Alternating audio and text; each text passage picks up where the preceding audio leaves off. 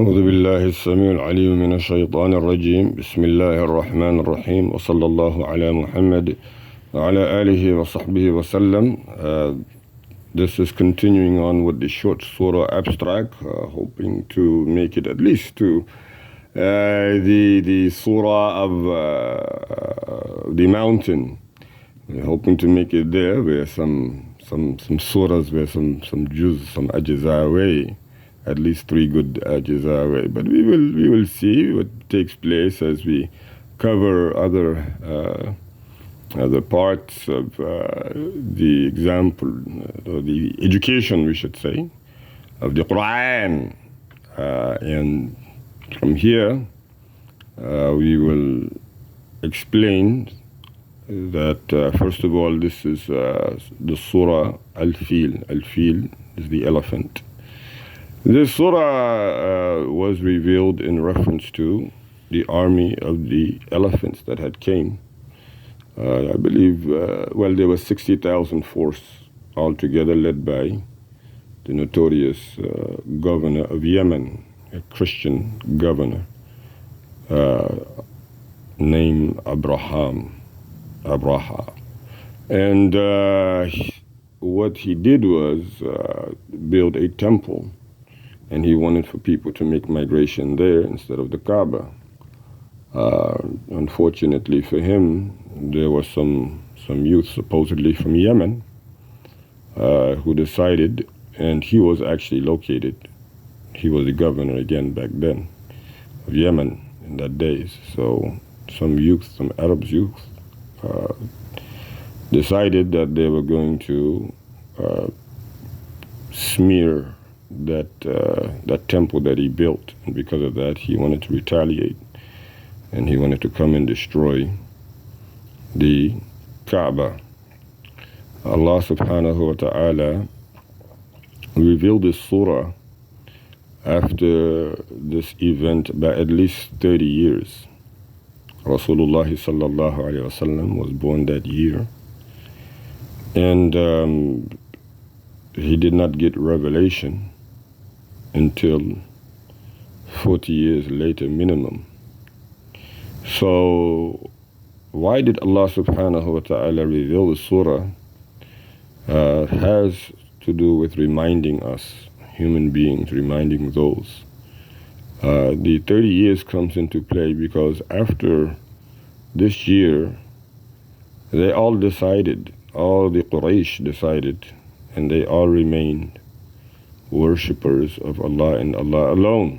This is prior to Muhammad alayhi salatu wasalam, 12th year on the earth. Unfortunately, they went away from that. They strayed away from worshipping Allah alone and decided that they were going to be rebellious against the message that He sent them, which is this Quran, and the messenger that He sent it with, which was Muhammad alayhi salatu wasalam. These Makki surahs really are quite a tussle. The language on them are very rough and tough because of the people, the rigid people that it was being descended upon.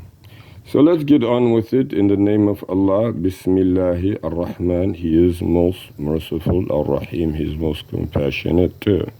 Alam tara, did you all not see, kayfa, how it happened, fa'ala, did your Rabbuka, your Lord, bi ashabil fil, with the owners of the elephant.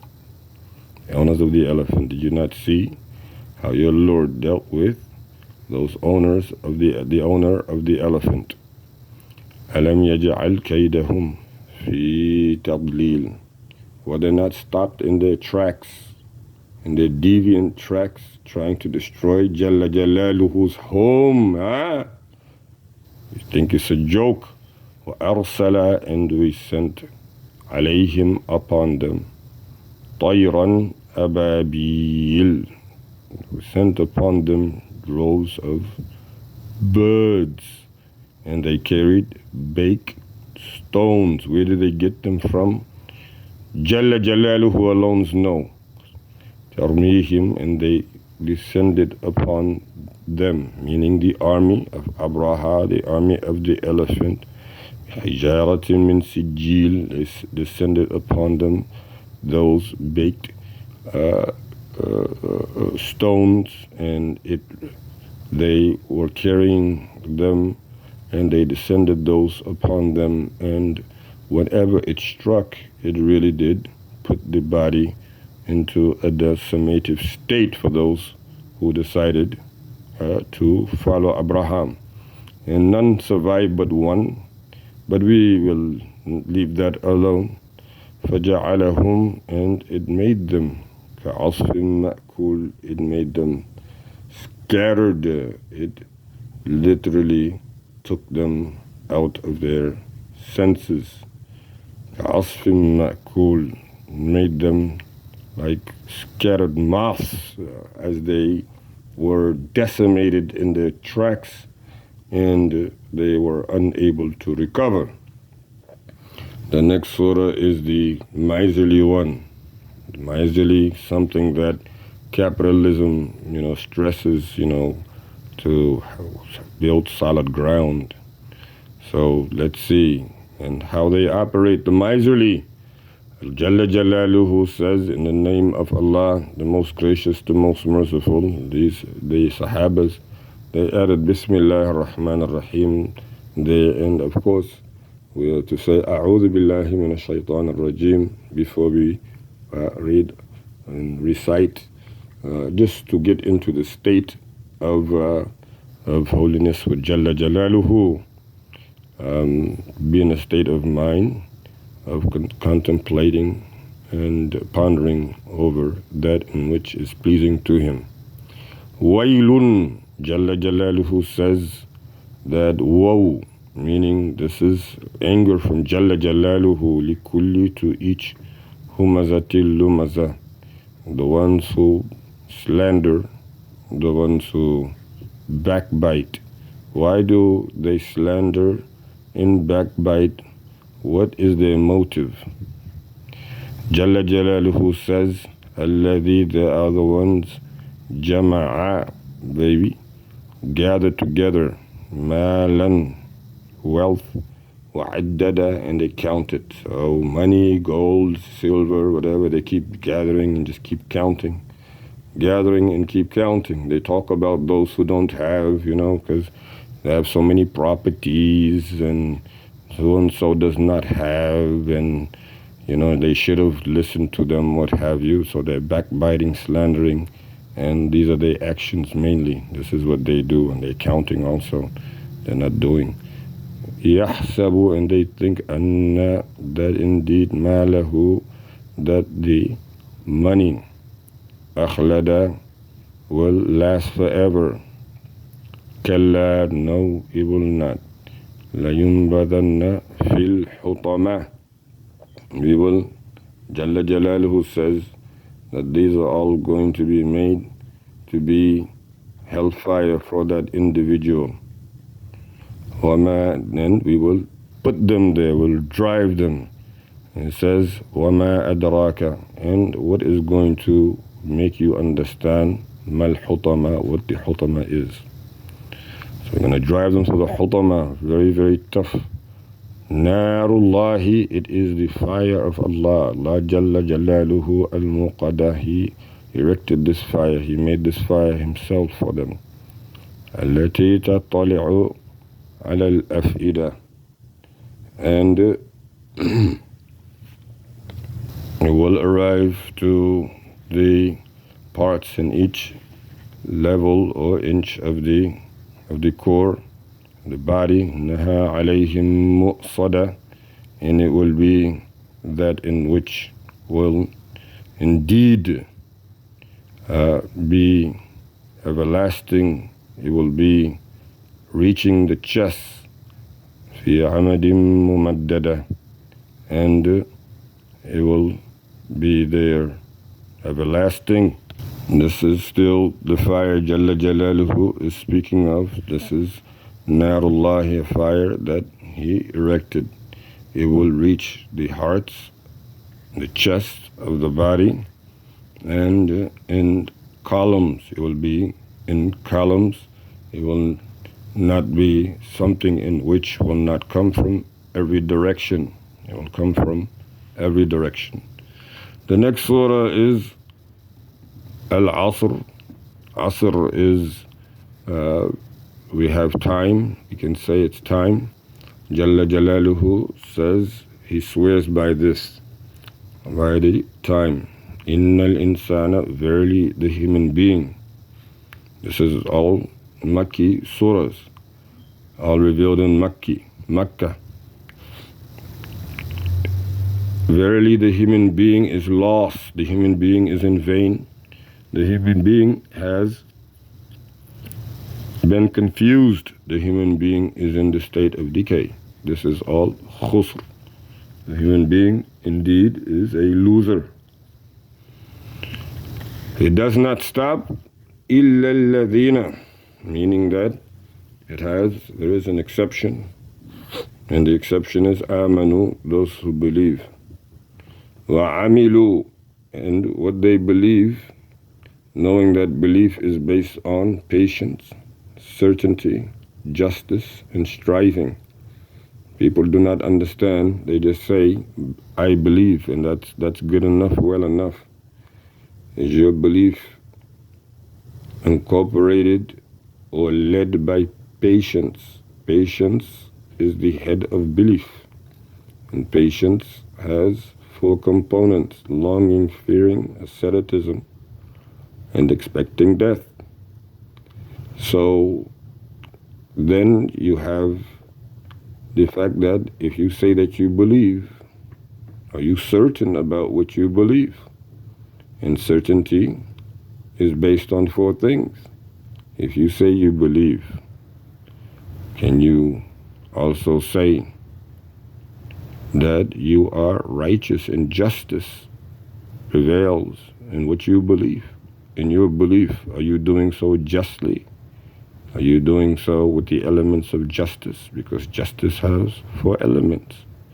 When you say you believe, if you really say that you believe, and this is what you're living upon, are you striving for that in which is good and subduing that in which is wrong? Or are you encouraging the good and refuting the false? Because if those elements are not there, then there's no belief. That's why Jalla Jalaluhu says, وَعَمِلُوا الصَّالِحَاتِ, and they do the righteous deeds. That's another component of the exception. Verily, the human being is lost. إِلَّا الَّذِينَ, there's one exception. Then the components begin to arrive. Amanu, to believe. Not I believe that the Walmart is up the street or Sheets is on today. None of that. None of that. I believe I'm going to get an A in class or GPA or none of that has to do anything. But anyhow, it could be worked on. So righteous deeds are based on 2 things. They have to be solely for the reward of Allah, and they also have to be in according to how He ordered it to be done. You did it for Allah, but you did not do it according to how He prescribed to Muhammad alayhi salatu wasalam what's going on. Or you do it with malice in your heart for believers. It cannot be correct. And so encourage وَتَوَاصَوْا بِالْحَقِّ, the truth. So truth is part of justice. No truth, no justice. No justice, no belief. So that's why when people are involved in their lies about X, Y, or Z, we don't want to talk too much about that, but you're lying. It's not true anymore. It cannot be part of belief, so you go back to khusr, loser. Very interesting.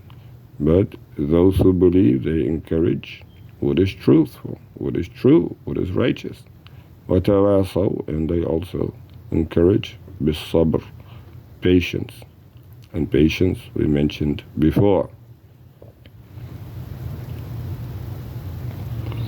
The next surah we have is At-Takathur.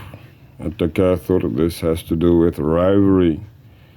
This has to do with piling up worldly gains in order to be rivalry to one another. People compete so much for what? All worldly affairs. some position at work, some incentive, some bonus, to be able to get my kid this or my ex that, what have. Well, regardless, and they compete among, I got her this, I got her that. I got him this, I got him that. I have this, I have that. All worldly things. Allah subhanahu wa ta'ala says they're distracted in competing with one another and do not realize حَتَّى زُرْتُمُ الْمَقَابِرِ, that it was all in vain when they reach the grave. They're not going to understand how much of a distraction all of that really was until we reach the grave. كَلَّا, really no. سَوْفَ تَعْلَمُونَ, you will indeed know. ثُمَّ كَلَّا, verily indeed, no. You will indeed know. سَوْفَ تَعْلَمُونَ, verily, لَوْ تَعْلَمُونَ, if you knew, عِلْمَ الْيَقِينِ, the knowledge what this Quran is saying regarding the afterlife. لَتَرَوُنَّ الْجَحِيمِ, then you would have seen that in which competing with one another on worldly gains leads to. Because people don't just compete as healthful competition, but they compete with violence, hostility, malice, greed, relentless selfishness, and all of those mentioned leads to al-Jahim. This is the hellfire. Jalla Jalaluhu says, you will see it, لَتَرَوُنَّهَا عَيْنَ الْيَقِينِ, with your own eyes. With your own eyes you will see this hellfire. You're not seeing it through the Quran. For sure you're going to see with your own eyes. ثُمَّ لَتُسْأَلُنَّ, and then you will ask, يَوْمَئِذٍ, on that day, عَنِ النَّعِيمِ, the faculties. What did I do with what my Creator gave me? On that day, you're going to be asked. I'm going to be asked. The resources, the faculties that you were given on earth, what did you do with them? So, we take account today, then we will have less to account for tomorrow in front of our Creator. This is the reason why it's important before, after Salah, sometime during the day, before it gets too long or before one tucks away, sit down and contemplate over the hours that you spent and how you spent it, what was righteous, what was suspect, what was, hidden, what was secret about it, and you make dhikr to Allah, giving it all back to Allah with istighfar, astaghfirullah, astaghfirullah, astaghfirullah, so that all that for that day, by His means, will not be brought against you on the day of judgment. The next surah is Al-Qari'ah. This is a term, again, very severe term. May Allah keep us from the Qari'ah and the Hutama, and these are the terms. Bismillah ar-Rahman ar-Rahim, in the name of Allah, the most gracious, the most merciful, the Qari'ah. This is the name of this surah. Oh, the Qari'ah. Mal Qari'ah. What is the Qari'ah? وَمَا أَدْرَاكَ, will make you know. Mal Qari'ah, what the Qari'ah is. Yawma, it is the day, or the day, right? Yawma, the day, يَكُونُ النَّاسُ, the human being will be كَالْفَرَاشِ الْمَبْثُوثِ, they will be like scattered moths. They will be like that in those whom, so the human being will be as if they were scattered around. And again, in disarray, as Jalla Jalaluhu mentions, وَتَكُونُ الْجِبَالِ, and the mountains will be كَالْعِهْنِ الْمَنْفُوشِ, like colorful wool, wooden wool. فَأَمَّا مَنْ ثَقُلَتْ, whomsoever has on their scale heavy deeds, then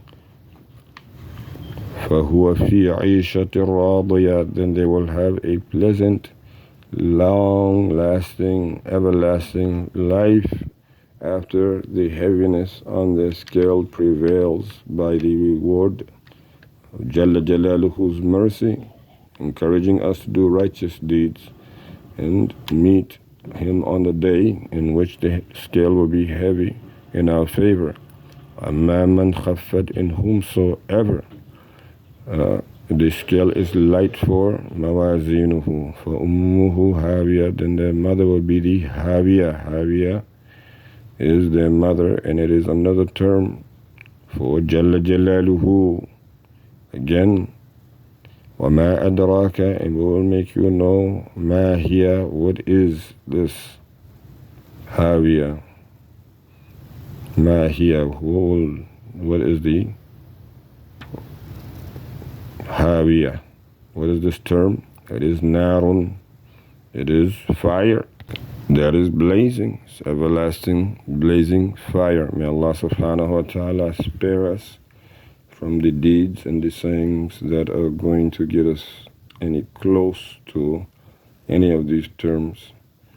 سبحانك اللهم وبحمدك وتبارك اسم ربك تعالى جدك ولا إله غيرك ولا حول ولا قوة إلا بالله العلي العظيم.